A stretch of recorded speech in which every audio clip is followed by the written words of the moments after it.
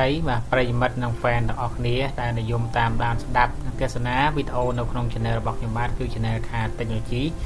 បាទខ្ញុំបាទសូមអរគុណចំពោះអស់លោកស្រីនាងកញ្ញានិងប្រិមិត្តនិង fan ទាំងអស់បាទធ្វើត្បិតតែរាល់វីដេអូរបស់បាទខ្ញុំនៅក្នុង channel របស់ខ្ញុំហ្នឹងបាទការធ្វើ review ក៏ដូចជាការវិពណ៌នាតាក់ទងនឹងវីដេអូផ្សេងព័ត៌មានរថយន្តតាក់ទងនឹងការជួសជុលរថយន្តហ្នឹងគឺមិនសូវល្អឬក៏មិនល្អក៏ដោយក៏តែបងប្អូននៅតែគ្រប់គ្រងបាទតាមដានទស្សនាស្ដាប់នៅវីដេអូរបស់ខ្ញុំបាទខ្ញុំសូមអរគុណយ៉ាងច្រើនចំពោះបងប្អូននិងមិត្តភ័ក្តិនិងប្រិយមិត្តទាំងអស់គ្នាដែលបាននិយមតាមដាននិងស្ដាប់បាទជួយគ្រប់គ្រងបាទសម្រាប់ថ្ងៃនេះគឺខ្ញុំមានវីដេអូមួយតាក់ទងទៅនឹងរថយន្ត Nissan បាទដែល Nissan នេះគឺឈ្មោះថា Nissan Rogue បាទដែល Nissan Rogue ឆ្នាំ2020នេះគឺតាមរយៈវីដេអូនេះគឺខ្ញុំនឹងបង្ហាញព័ត៌មានលម្អិតខ្លះបាទជុំវិញរថយន្តនេះហើយក៏ក្នុងនោះអ្វីដែល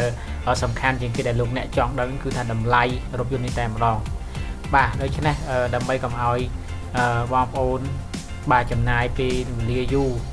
ហើយទន្ទឹងរង់ចាំនឹងការតាមដាននិងស្ដាប់នៅព័ត៌មានតាក់ទងរថយន្តនេះគឺថាខ្ញុំបាននឹងធ្វើការជម្រាបជូនអស់លោកស្រីនាងកញ្ញានិង fan ទាំងអស់គ្នាបាទត្រួសតែម្ដងមិនបានលម្អិតអីទេបាទសូមឲ្យខន្តីនៅអភ័យទោសនិងអធិស្ឋានចំពោះបងប្អូនអស់លោកស្រីនាងកញ្ញាផងដែរបាទអញ្ចឹងគឺថាក្រុមហ៊ុន Nissan ហ្នឹងទើបតែបានប្រកាសពីតម្លៃសម្រាប់ model បាទ Rogue ស៊េរីឆ្នាំ2020នេះបាទនៅក្នុងទីផ្សារសហរដ្ឋអាមេរិកបាទសូមជម្រាបថាតម្លៃគឺនៅក្នុងទីផ្សារសហរដ្ឋអាមេរិកជាមួយនឹងតម្លៃគឺថាចាប់ពី$25,200បាទអាមេរិកសម្រាប់ប្រភេទ S ប៉ុង1បាទអញ្ចឹងនេះគឺជាប្រភេទលោកអ្នកប្រកាសជាស្គាល់លោកអ្នកខ្លះទៀតក៏អត់ទាន់បានស្គាល់ដែរនេះគឺជាប្រភេទរថយន្ត Nissan Rogue ហើយ SUV នេះជាប្រភេទ SUV ណាបាទអញ្ចឹងតម្លៃនេះគឺ$25,200ហ្នឹងគឺប្រភេទ S បាទប្រភេទ S ប៉ុង1ទេអញ្ចឹងប្រភេទ S ហ្នឹងគឺមានតែប៉ុង1ទេណាបាទសេចក្តីប្រកាសព័ត៌មានរបស់ក្រុមហ៊ុនផលិតរថយន្តបាទជប៉ុនមួយនេះគឺបានបញ្ជាក់ថា Rogue នឹងត្រូវបានផ្ដល់ជូននៅក្នុងកម្រិតថ្នាក់ SUV បាទ SSV បាទអញ្ចឹងមាន3 model គឺថ្នាក់ S បាទថ្នាក់SV និង SL បាទអញ្ចឹងប្រភេទនេះគឺ SL ណាបាទជាមួយនឹងប្រភេទប៉ុង1និងប៉ុង2អញ្ចឹងមាន2ជម្រើសឲ្យលោកអ្នកណាមានប៉ុង1និងប៉ុង2ដែលមានមុខងារ Pro បាទ Pilot Assist នឹងត្រូវបំពាក់នៅលើ Rogue SL ហើយលោកអ្នកក៏អាចប្រើបញ្ជាកម្ងដើម្បីបំពាក់មុខងារនេះនៅលើប្រភេទ SUV ផងដែរគេហៅថាលើ option ហ្នឹងអញ្ចឹងអាស្រ័យទៅលើលោកអ្នកចង់កម្ង option ហ្នឹងទេលោកអ្នកចង់បាន option ណាបាទកម្ង option S ឬកម្ងoption SV ឬក៏កំង option S1 គឺអាស្រ័យទៅលើលោកអ្នកបាទពេញចិត្តហើយចង់កំងគេហៅថា option ហ្នឹងគឺការបំពាក់បន្ថែមឯងបាទអញ្ចឹងរថយន្តដែលក្នុងរូបនេះគឺជាប្រភេទ SL បាទ SL ហើយដែលសំខាន់ឬក៏អ្វីដែលនិយាយថាបច្ចេកវិទ្យាបន្ថែមដូចទៀតនោះគឺថា Nissan Rogue ហ្នឹង SV ហ្នឹងគឺនិង SL ហ្នឹងគឺត្រូវបានបំពាក់ដោយប្រព័ន្ធគេហៅថាប្រព័ន្ធឆ្លាតវៃដែលជាភាសាអង់គ្លេសគេឲ្យឈ្មោះថា Nissan Safety Seal បាទ360ជាស្តង់ដារដែលរួមមានបាទប្រាំងសង្គ្រោះបន្ទាន់ដោយស្វ័យប្រវត្តិជាមួយនឹងការផ្ដល់សញ្ញាពេលមានអ្នកថ្មើរជើងឆ្លងកាត់ឬភាសាអង់គ្លេសហៅថា Automatic Emergency Braking with បាទ Pedestrian Detection បាទឬក៏ Rear Automatic Braking គេហៅថាប្រាំងក្រោយដោយស្វ័យប្រវត្តិបាទមុខងារផ្ដល់ដំណឹងអំពីរបបមុខគំនូសផ្លូវគេហៅថា Lane Departure Warning បាទប្រព័ន្ធ radar គេថាក្នុងនោះមានប្រព័ន្ធ radar ផ្ដល់សញ្ញាគ្រោះថ្នាក់ផ្នែកចំហៀងបាទចឹងនៅចំហៀងនេះបាទនៅខាងមុខបាទខាងក្រោយគេហៅថា radar base blind spot បាទ warning ហើយនឹងមានសញ្ញាពមៀនចរាចរណ៍ផ្នែកខាងក្រោយគេហៅថានេះខាងក្រោយនេះគេហៅថា rear cross traffic alert បាទជំនួយ far code high beam assist បាទអញ្ចឹងវាមានមុខងារច្រើនដោយដែលខ្ញុំបានរៀបរាប់ដល់អ្នកនរគ្នាមិញនេះបាទចំពោះ Nissan Rogue នេះបាទ Nissan Rogue នេះបាទឡើងជាមួយនឹងបាទ Nissan Rogue បាទគេហៅថា option S បាទប៉ុង1បាទប៉ុង1ឬហៅថា S បាទ FWD ហ្នឹង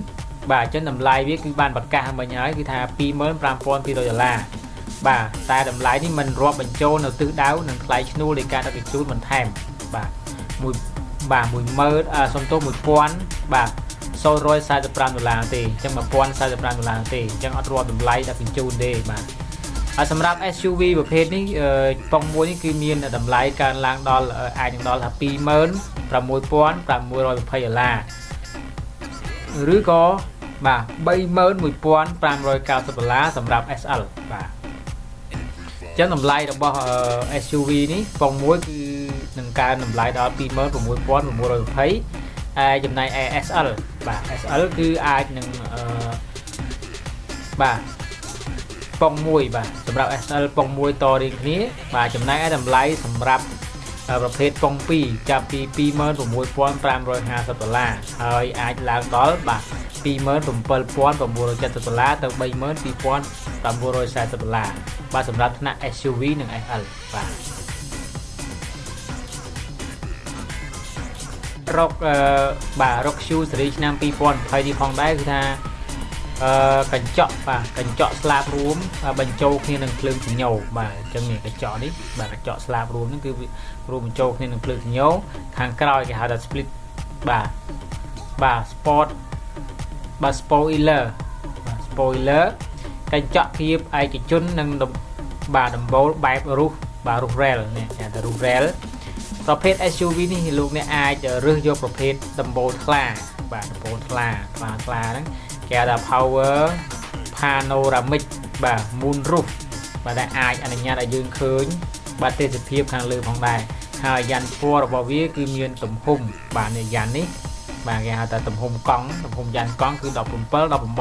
ហើយនិង19អញ្ចឹងមាន3ជម្រើសឲ្យលោកអ្នកណាទំហំយ៉ាន់នេះគឺមាន3ជម្រើសលោកអ្នកគឺទី1ទំហំ17 18 19គឺអាស្រ័យលើលោកអ្នកឲ្យជ្រើសរើសយកទេបាទហើយចំណែកឯតាក់ទងនៃក្រោមវិញខ្ញុំនឹងបង្ហាញទីទៀតខ្ញុំបង្ហាញរូបឲ្យអ្នកនរគ្នាបាទមើលតែម្ដងបាទកង់គឺខ្ញុំបាទជម្រាបជូនរួចហើយគឺមាន3ជម្រើសទី1អាចឲ្យលោកអ្នកជ្រើសរើសបានបាទគឺទំហំ17 18 19បាទស្អីលោកអ្នកឆ្លាញ់ទេបាទឥឡូវយើងក៏លេខមើលខាងក្នុងវិញគឺតាក់ទងទៅនឹង screen គេហៅថា screen មញ៉េឬក៏ screen entertainment screen វិទ្យុហ្នឹងឬក៏ភាសាអង់គ្លេសហៅថា display touch screen ហ្នឹងបាទដែល display touch screen នោះនេះកន្លែងនេះគឺមានទំហំ7 inch បាទ7 inch ហើយលោកអ្នកអាចភ្ជាប់បានទាំង Apple CarPlay និង Android Auto បាទបែរថាយើងអាចភ្ជាប់ Bluetooth ភ្ជាប់អីចឹងណា connect ជាមួយនឹង Bluetooth connect ជាមួយនឹង USB connect អីសាកថ្មបាទសាកអីបាទងាយស្រួលដែលអាចឲ្យយើងស្ដាប់វិទ្យុបាទឬក៏ស្ដាប់មញ៉េឬស្ដាប់បទចម្រៀងពី YouTube អីហ្នឹងងាយស្រួលបាទឲ្យយើងconnect ឬក៏អាចសាកថ្មទូរស័ព្ទហ្នឹងអញ្ចឹងវាស្គាល់ទាំងពីរស្គាល់ទាំង iOS និងស្គាល់ទាំង Android បាទស្គាល់ទាំង iOS និង Android គឺ update លឿនមែនខ្លាំងមែនទែនបាទបច្ចេកវិទ្យាតាក់ទងនឹងមញ៉េនេះបាទ screen នេះគឺមានទំហំ7 inch ណាបាទហើយមាន Auto CarPlay និង Android Auto បាទអញ្ចឹងយើងអាច connect គ្នាទៅដោយសារ connect Bluetooth បាទ connect អីយើងដើម្បីយើងងាយស្រួលក្នុងការសន្ទនាតាមរយៈទូរស័ព្ទបាទងាយស្រួលក្នុងការចាក់បទចម្រៀងស្ដាប់តាម YouTube តាមអីចឹងទៅបាទនេះតាក់ទងនឹង screen នេះបាទវាទំហំ7 inch បាទនេះខាងក្នុងរបស់ Nissan 2020ចំណែកឯតាក់ទងនឹងកម្រិតបាទម៉ាស៊ីនវិញនេះគឺប្រើប្រាស់ម៉ាស៊ីនដែលមានបំពាក់ដោយម៉ាស៊ីននេះគឺស្រឡាំងចំនួន4បាទថា4ម៉ាស៊ីនហើយទំហំរបស់ម៉ាស៊ីននេះគឺ 2.5 បាទដែលកម្លាំងសេះវាគឺ170សេះហើយកម្លាំងបង្វិលដែលគិតជាຂະຫນាតរបស់គេនោះຂະຫນាតគេដែលអ្នកប្រាជ្ញគេរកមករកឃើញនេះគឺកំណត់ដោយកម្លាំងបង្វិលគឺ175 IB ឬក៏ FT ឬក៏ស្មើនឹងគិតជាញូតុនគឺស្មើនឹង273ញូតុនបាទ273ញូតុនបាទអញ្ចឹងនេះគឺតាក់ទងទៅនឹងព័ត៌មានរថយន្ត Nissan បាទ RX ឆ្នាំ2020បាទចង់បញ្ជាក់កន្លែងបន្តិចនេះចង់បញ្ជាក់កន្លែងលោកអ្នកអត់យល់ចង់បញ្ជាក់ថាកញ្ចក់ស្លាបបាទរួមបញ្ចូលគ្នានឹងភ្លើងសញ្ញោនេះយើងមើលកញ្ចក់ខាងក្រោយនេះកញ្ចក់ខាងក្រោយរាងដូចស្លាបសัตว์ចឹងនេះបាទហើយបន្ទាប់មកវាជាប់ជាមួយនឹងភ្លើងសញ្ញោភ្លើងស្តុបនេះតែម្ដងបាទនេះមើលអាក្រោយនេះបាទតើតើកញ្ចក់ស្លាបហ្នឹងគឺ តែតើបញ្ចក់នឹងរៀងដូចស្លាបសាប់ចឹងឲ្យរួមកញ្ចោកនេះជាមួយនឹងភ្លើង stop ភ្លើងសញ្ញោនឹងឯងបាទរួមគ្នាហ្នឹងចឹងវាលយមែនតើរៀងគឺតែ design ហ្នឹងគឺ design មកលយតែម្ដងបាទហើយបើយើងមើលដំបូលលើវិញគឺរបៀបថាតាក់ទាញគឺគេហៅថាប្រើបាទroof គេថា roof rail បាទអញ្ចឹង roof rail នេះអាចឲ្យយើងជាប្រភេទដំបូលថ្លាបាទដំបូលថ្លាហើយ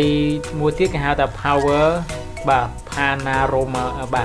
panoramic បាទ moon roof អញ្ចឹងយើងអាចចង់មើលធម្មជាតិធម្មអីយើងបើកនឹងលើមកឃើញបាទឃើញ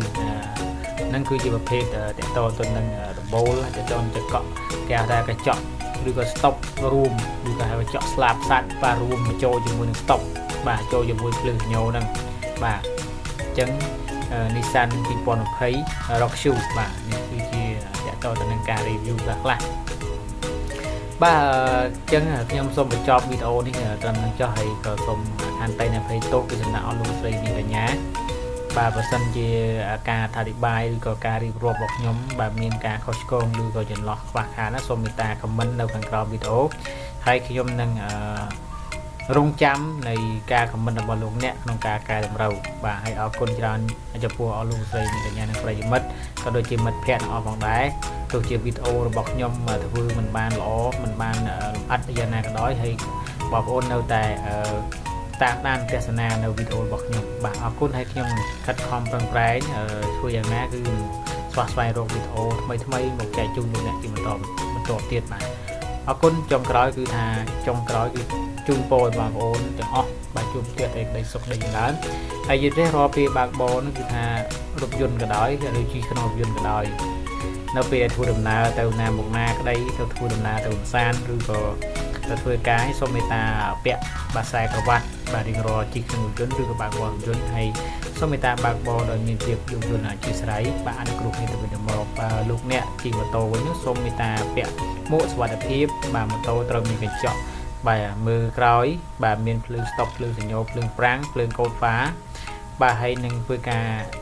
គ្រប់ច្បាប់ចរាចរណ៍និងអធិស្ឋានទៅគ្នាទៅវិញទៅមកផងដែរបាទនេះគឺបំណងល្អពីខ្ញុំបាទ Channel ខាតេយជីបាទគណៈពេលនេះខ្ញុំបាទសូមអរគុណសូមជម្រាបលា